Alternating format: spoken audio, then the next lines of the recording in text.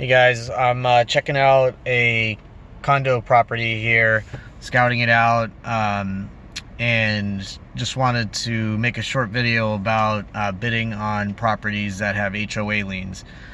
If you don't know what HOAs are, I would just look that up. I'm not going to explain that here. But anyways, basically anytime you go into a complex and all the buildings look exactly the same and it's like a development, like YouTube won't let me flip the camera around, so I'm just gonna flip it this way. But anytime it looks like that, okay, they need an HOA, and they're gonna have an HOA.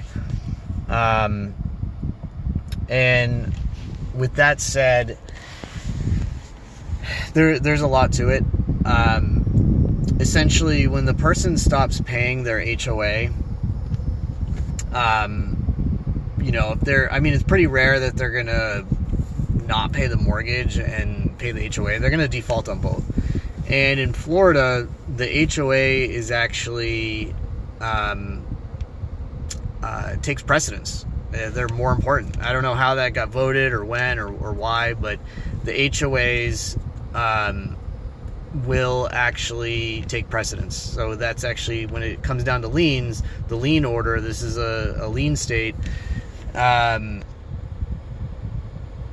the HOA, they'll actually foreclose on the property.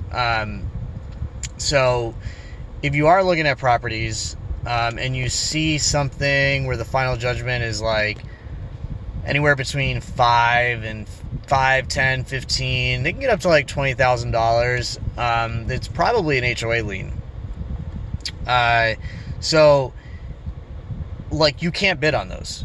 There is an advanced strategy where people actually do bid on them and gain control of the property for a short amount of time, but that was kind of like back in the day. I don't think people are doing that anymore.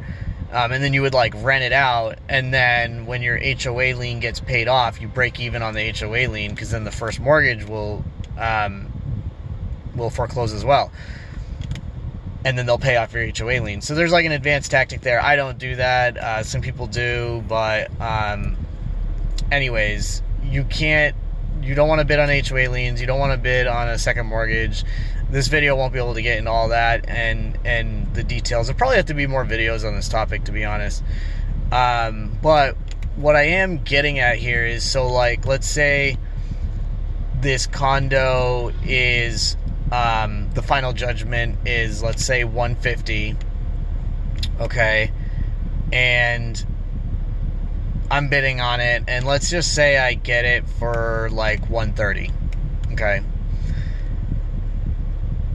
I'm bidding on the bank that's foreclosing on the property, which is the real mortgage, the big one. So it'd be like $130,000, or, you know, it's usually a lot, and I'm still gonna have to pay that HOA lien. So if I win this property, that HOA lien is still out there, and it needs to be paid off. So it doesn't matter what it is. And this is where it comes into factor. You need to know what the HOA is. So if it's $300 a month here and they haven't been paying it for a year, it's 300 times 12. Okay. So 300, you know, times 10, so 3,000, 3,600. Then the lawyers come in and they're like vultures. So they've actually gotten in trouble for this, because they were like marking them up like $10,000, $15,000 just for the lawyers to like say that these people owe this much money on the HOAs. They were charging like anywhere between $5,000 and $10,000 fees, but then that's all wrapped into the cost. So if they owe $3,600 in backed HOAs, and then the lawyer charges $8,000, you're now up to like $11,000. And I will have to pay that. Okay? There's no way around it. If I buy the real mortgage, because it's Florida, this HOA lien is actually higher in importance, if you will. Okay? It has lien priority. And you got to just factor that in. And I mean, this kind of like makes you know, ultimately it just gets passed down. I mean, investors have to take that into consideration. Like,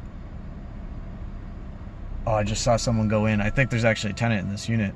Hey, look at that. These videos are paying off. That I'll have to take that into consideration. I think someone just walked into the unit. Some lady. But she looked like a good person, so I don't know. The place is probably nice too. Shit, what was I even talking about?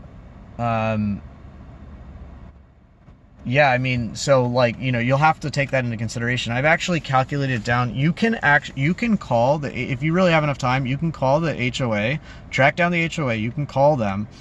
And if you're like really nice to them and you impress them. So like one thing I did is like, I find out their HOA monthly fee, which you can find out online.